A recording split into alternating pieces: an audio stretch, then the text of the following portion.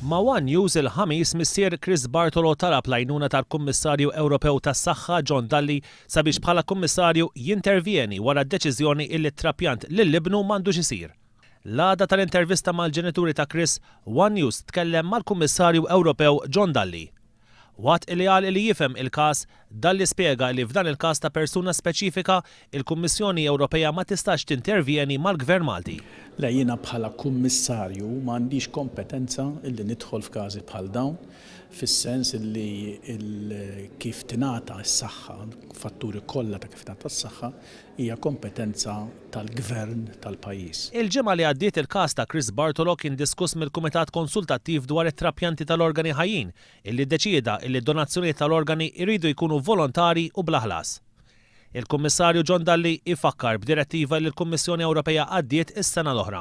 Sena l-oħra, il-Kummissjoni kienet għamlet direttiva speċifika fuq id-donazzjoni tal-organi, iktar naturalment indirizzata lejn is-safety tal-organu, jiġifieri biex isiru ċerti assigurazzjonijiet li l-organu huwa safe u li jkun ukoll nkunu nafu dal-organu minn ġej. John Dalli spjega wkoll il-pożizzjoni tal-Kummissjoni Ewropea dwar loti ta' trapjanti. Kull donazzjoni għandha tkun volontarja u għandha tkun mingħajr ebda qlieħ ekonomiku.